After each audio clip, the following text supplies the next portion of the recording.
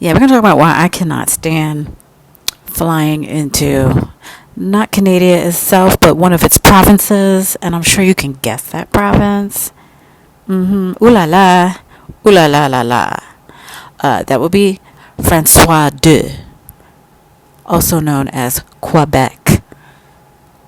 So, pretty much, and I'm sorry if you hear this heater in the background.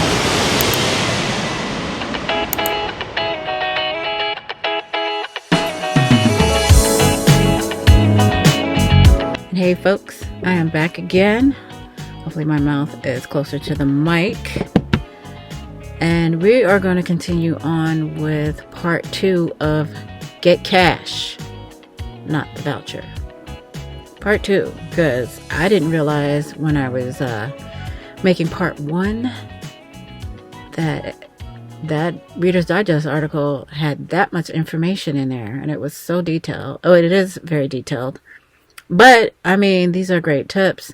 They're giving you the truth. They're telling you what the law is and what your rights are and what you need to know as a U.S. citizen, as an American taxpayer. All right? As a revenue passenger. All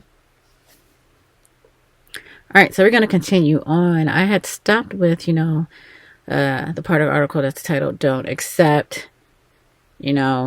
They were saying that Mr. Sapico, I'm going with his first name because I had trouble pronouncing his last name. I apologize. Just don't accept the voucher. Hold your ground and demand that cash, right? So we're going to go on with Educate Yourself here in part 2 of this podcast. Again. Get cash.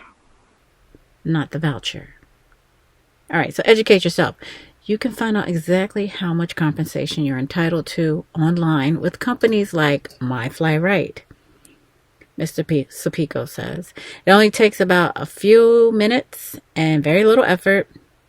And they want to make an important note here. However, you are entitled to meal vouchers and they are not connected to compensation. So by accepting them, you are waiving any of your rights. Wow, just for a meal voucher? Get out. So remember that. All right. So then it goes on. You want to demand money. Demand the money. If your flight is canceled, the airline is legally required to give you a cash refund. Did everyone hear that? Let me repeat it. If your flight is canceled, the airline is legally required to give you a cash refund. But of course, as many of you have known, when you sit out there in the boarding area and they need volunteers and blah, blah, blah, they're going to offer that voucher that you can use within 365 days, blah, blah, blah, the whole spiel, okay? And it will expire, like I just said, a year from the flight date. Or, they're going to offer to rebook your flight. Well, if you're volunteering to get off the flight so somebody else can get on it, or if it's overbooked, or whatever the deal is, yeah, they better be rebooking your flight. Again, don't accept the voucher, the article says. Ask for the money instead. Another thing, folks, about asking for the money instead, maybe you're sick of who's getting on your last nerves. It's JetBlue, and they've been rebooking and overbooking stuff all the time. You're sick of this crap. You had enough of them. You might want to take, in your mind, a better airline. And you may decide, no, I want this cash voucher. Because you know why? I'm going to take this cash money and rebook myself on Delta. Or whoever. Or Southwest or somebody. So you have more options with the cash money. That's all I want to point out. And then get that other ticket refunded. Because they be bullshitting with their flights. And you're not getting to where you need to be. Because every time you turn around, everything's overbooked. And then it goes on to say, even don't accept that voucher. Even if you are rebooked, you should still receive the money for your inconvenience. Don't forget to remember to mention the fees you paid to check your bag, to upgrade your seat, to check in early, whatever else ridiculous fees that they're charging nowadays. If you breathe to the right, you're going to get a fee for that. Okay? All of that stuff that I just mentioned, it equates to cash, not a voucher. Okay, then the article goes on to talk about that, if the person at the gate can't help you, like I said, a lot of times these gate agents are limited to what they're going to offer because they're told that's what they're supposed to offer. Where it says, if they're refusing to help, you're going to ask to speak with a manager. Nobody's available. We're going to call customer service immediately. Try to tweet the airline your complaint. All right, so next, you want to request cash, even if you volunteer. Like I said, when a flight is overbooked, a lot of times you'll hear the gate agent requesting volunteers in exchange for a voucher, or it says, or a gift card. I've never heard about a gift card, but definitely airline vouchers. And then, they'll tell you that, they're up to $500. Now, I've been at the gate where they have, maybe they overbooked it by 10 people or something, and they need 10 volunteers because the flight seats 120, but 130 people actually freaking showed up. Okay. So that can get desperate for them with the gate agents. And you'll hear them at first, they'll offer, because there's so many people, they'll offer like $300 for 10 volunteers. They're not getting no volunteers. So then, or they only get 2 volunteers. Then, it goes up because they still didn't get the volunteers that they need. And they don't want a fight at the gate. So now they're going to offer $500. And you got those people that are smart enough to wait around till they hear the number that they like. And they keep upping the ante. So again, the article says, and then what they've been repeating through this whole article, it is your right to request money instead of a voucher. And this is what's very important, and I need everyone to listen. In fact, under federal law, you have the right to a cash option. So it says, the maximum that most airlines will give is $10,000. All right, so there's another link here. I'm going to click on this link because we don't have that many points to the rest of this article, and I'm in part 2, so I'll have time to go through this. So this article is by Lindsay Tigar, Tigar. I was going to make a Winnie the Pooh joke, but I won't. It says, if your flight is overbooked, know your rights as a passenger. I kind of don't want to go into this part of the article, but they were talking about after a recent viral video showing an airport security forcibly dragging a doctor off his flight. And don't get me started on that doctor, okay? You might wonder what rights you have when you're attempting to vacay or make a business meeting. So the long and short of it all, generally speaking, whatever airline and airport officials and the TSA Security Administration says goes. While abiding by the rules will definitely make it less likely that you'll be ripped out of your seat. And after that incident, folks, nobody's getting ripped out of their seat. Well, not on camera anyway, because let me tell you what the airlines are going to do now. Nobody wants to see that whole Dr. Dow situation play out again like you saw on that United flight. So immediately after that had went public and happened, my major airline and others, they changed their policies on how they deny people boarding or whatever. It's a situation that was overbooked or whatever. That particular situation wasn't necessarily overbooked with the United flight. What happened was something had canceled and they needed to get the crew there. So they just booked them last minute. And then they had to take 3 volunteers off. Well, they're trying to get volunteers to get that crew on. And then the whole mishap happened. Okay. But anyway, what happens now is we'll deplane the whole entire damn flight because we don't want a scene like that playing out on our airline. And other airlines are going to probably follow suit. So they'll be like, and I've seen this happen on, I think it was on Spirit too. There's a viral video that I'll talk about later.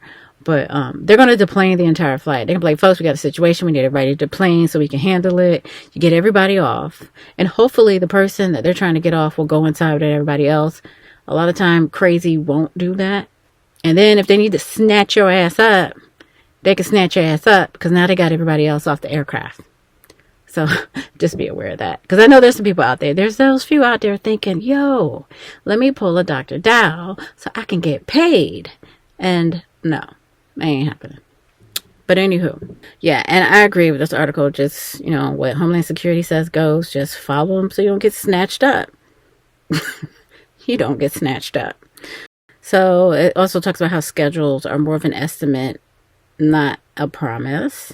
And yeah, They can make these schedules several months ahead and then further down the line decide to take them out the schedule, and then now you don't have a flight, which is crazy because you may have something very important going on, a wedding, honeymoon, some very serious business meeting, whatever.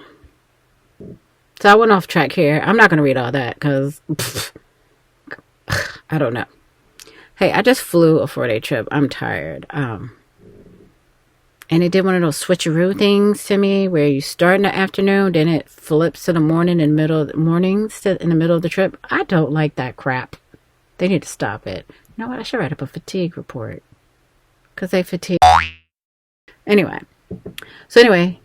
Continuing on. Get help. If the airline still won't budge, request help from a third-party service like AirHelp. Now, folks, I can't necessarily advocate AirHelp to you or not because I never used it. I never even heard of it. But it's a very simple concept, AirHelp. This says that AirHelp will research and check your compensation for your flight in the moment. And also for flights from the past 3 years. Whoa. Well. I'm going to have to do some research on AirHelp. They'll even file a claim on your behalf of any of your eligible flights. Now, I'm sure this costs something. Like I said, I never heard of it. Let me get on the YouTube here. Find out about some AirHelp. All right, so this is important. When in Europe, policies will differ throughout the United States, but they're very strict in Europe, says Torben Lone. This is the editor-in-chief of dive.in, an online travel magazine. Never heard of it, but hey, give it a whirl. If your flight was canceled and the airline was at fault, you can demand a full refund that must be paid in full within a week. You also have the right to free room and board according to European Union laws. This also includes flights that are outbound from Europe to anywhere in the world, Lone says, and so never accept a voucher if a flight is canceled while you are traveling in Europe. The only exceptions are weather and other circumstances where the airline isn't responsible for the cancellation, like a terrorist attack and things like that. All right, so I want to get a big shout out to Danielle Braff, who wrote this article. I'll give a brief description of her. It says that she regularly covers travel, health, and lifestyle for Reader's Digest. And her articles have been published in the New York Times, Chicago Tribune, Washington Post, Boston Globe, why not the Philadelphia Inquirer? Just kidding. And other publications. She has a master's degree in journalism from Northwestern University and a master's degree in musicology from Oxford in England. Ooh, la-ti-da. Thanks, Danielle, for the article. You want to go check out her, I guess maybe this is a blog, www.daniellebraff.com. That's www.daniellebraff.com. You can also follow her on Facebook and all these things. I'm just giving her a shout out because, hey, without this article, I wouldn't have a podcast. Wouldn't have these 2 episodes of the podcast. I wish I could smack you, but I could get fired. But it might be worth it. So, this is just going to be a special part of this podcast. It has nothing to do with fighting for your ticket and all that kind of stuff and passengers' rights. This is just something off the cuff. Not off the cuff, but going in a different direction because I'm pissed. Yeah, we're going to talk about why I cannot stand flying into not Canada itself, but one of its provinces, and I'm sure you can guess that province. Ooh la la, ooh la la la la. That would be Francois 2, also known as Quebec. So, pretty much, yeah, so let me continue on about why I don't like flying up here. Why Francois 2, or the demographics of Francois 2, piss me off, okay? I always seem to be very angry at the end of these flights that I don't do too often, thank God. just so today, northeastern city to Quebec to Montreal. And I don't like flying into Quebec City either. We don't have overnights in Quebec City, but we do fly in and out of Quebec City. I don't know if I would want to overnight in Quebec City because they say they don't speak any English. Now they do speak English here in Montreal, whether they want to or not, but they speak it. All right, and when you see the translations, or when you see all the French, you'll see the French dominates and it's larger print on signs and things like that. And you'll see there's English, but the shit is tiny. Like they think they funny. Whatever, Quebec. So let me continue on.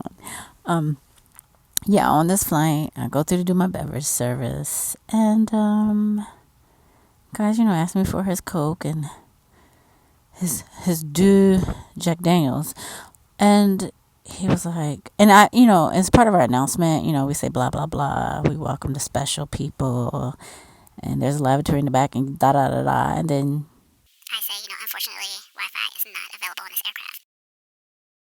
it's part of the announcement that I'm required to read in flight. So, people know. We let you know. And sometimes I actually tell people while we're on the ground, while we're boarding. So I'll say, we don't have Wi-Fi. So if you would like to, you have about 10 or 15 minutes if you like to download something from Netflix or whatever internet movie provider that you have. Just to give them heads up. It's simple. It's a lot of time. I downloaded a movie or a K-drama or whatever, or a couple episodes of K-drama or something within 5 minutes. It just depends on how fast your internet is, the data that you have. So, give them heads up. I'm looking out for you. Like, hey. Anywho, so call him Mr. S. I want to call him Mr. Shithead. Okay? But, yeah, Mr. S. So, he goes, so you don't have Wi-Fi? I was like, no. Nope, we don't. So Mr. S is livid. He's so mad. I don't understand why there's not Wi-Fi. This is ridiculous. I was like, I'm sorry, sir. Yeah, we don't have Wi-Fi. I said, yeah, that's just first world problems. I was like, I think you're going to be okay without it for 60 minutes. It'll be okay. Like, kind of joking. Lead saying it, like, it's not that big of a deal. Like, you need to chill. He was so angry about not having Wi-Fi. I'm like, dude, we just got through the pandemonium, okay? The world flu that kept us in our houses, restricted our lives, restricted my breathing. What? We just got through all that. You don't have to wear a mask anymore. You can fly. You about to have a nervous breakdown. And I mean a nervous freaking breakdown because you can't have Wi-Fi for 60 minutes. I guess he must be on his period or something. You can't do your graphs and charts without the Wi-Fi? Do you really need that to do your graphs and charts? I don't know, dude. Anyway, yeah, he was livid. And it was, what do you call it when you transfer energy? Yeah, he transferred that crap right onto me. I was so mad. I just went storming. Because I had to go get his Jack Daniels. I went stomping up to the front to get the booze for him. And I apologize to the people on that flight. Or a couple people up front. They saw me. They knew I was pissed. I was like throwing plastic cups. I slammed a thing of plastic cups in like the first seat because I was pissed. I had to throw something. I didn't throw it at anybody. I just threw it in the seat. But they could see I was pissed off. So I come back there, he wanted double check. I was like, you know what, since you were inconvenienced by the not having the Wi-Fi, it's on the house. Oh, I want to pay, bro. I said, no, it's on the house. I said, my machine don't work any damn way. I said, yeah, you've been inconvenienced because we don't have Wi-Fi. And here's your 2 shots of Jack Daniels. And that's how I plugged it into the into my tablet. Yeah. He was inconvenienced. And he was. He doesn't have any. Yeah, exactly what I just said. It's an inconvenience. It's an inconvenience.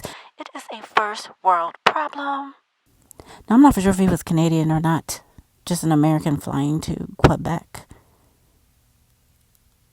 But this thing about Canadians being nice, well, not here in this province, okay?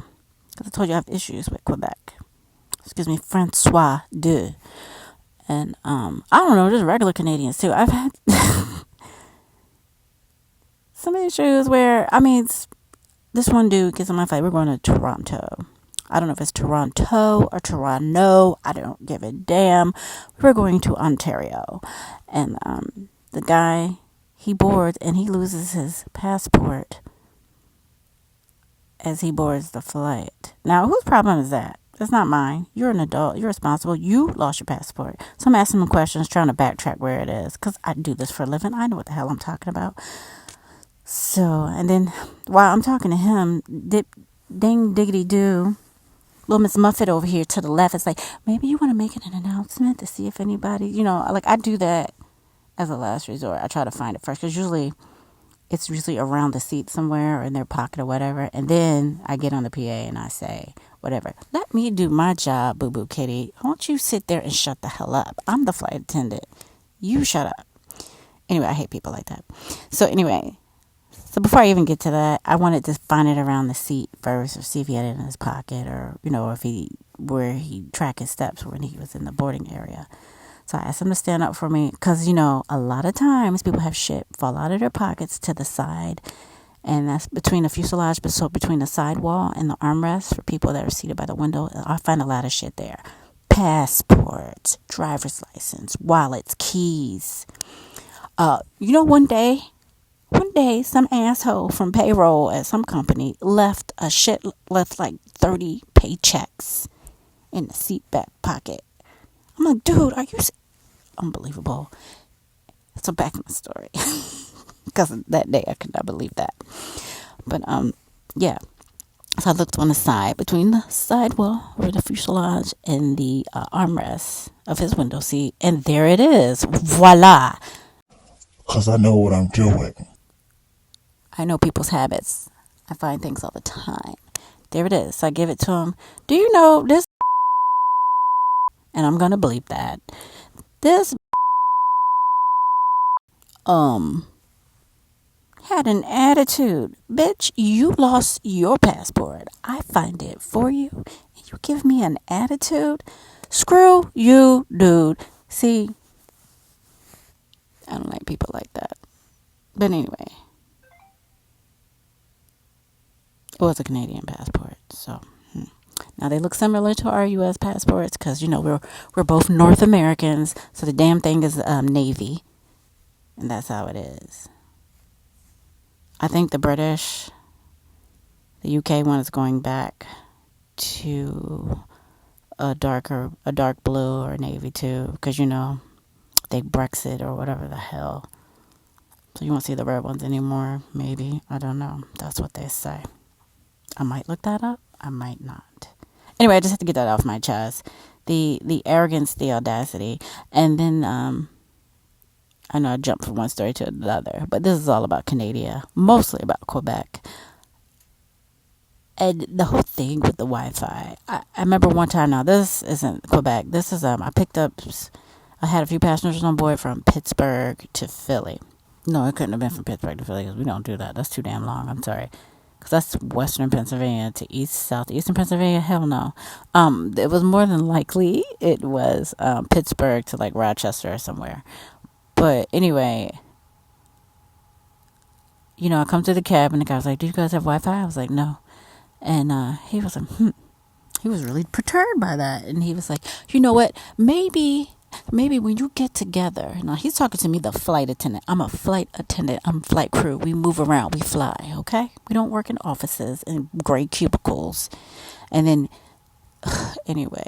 He goes, so maybe when you get together with your airline and you have your monthly meetings, maybe you should mention it to them that they should provide Wi-Fi on this aircraft. I was like, excuse me? I was like, sir, I'm flight crew. We don't have monthly meetings. You may have that at your company, at your admin job, where you sit at a desk and stare at 2 or 3 computer screens or whatever the hell you do, because I know you're sitting there making graphs and charts. But dude, no, we don't do that. But I'll mention it, which is complete bullshit. But anyway, just that guy was pretty arrogant. This is some of these. This is what I may deal with here and there. Just irritating people like that. First world little bitches. They need to get a grip on reality. When we have our who the hell? Anyway, on that note, I just want to add that it took every fiber of my being not to laugh in his face. Toodles.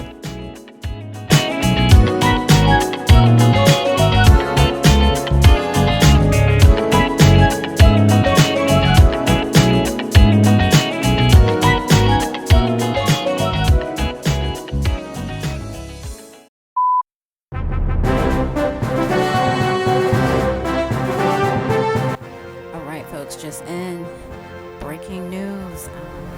This is coming from the Los Angeles Times. The story is by Dakota Smith, a staff writer, and it was published on March 6, 2023. It is titled, Man Tried to Open Plane Door, Stab Attendant on LA to Boston Flight, Prosecutors Say. A man tried to open an emergency exit door and stab a flight attendant with a broken spoon on a Los Angeles to Boston flight Sunday, prosecutors said. Francisco Severo Torres, 33, was arrested Sunday at Boston Logan International Airport, the Department of Justice said in a statement Monday. Torres of Leominster, Massachusetts, was charged with 1 count of interference and attempted interference with flight crew members and attendants using a dangerous weapon. The alleged incident took place on United Airlines Flight 2609, which left Sunday morning from Los Angeles International Airport. About 45 minutes before landing in Boston, flight crew were notified that one of the plane's door was disarmed, according to a complaint filed in federal court in Massachusetts on Monday.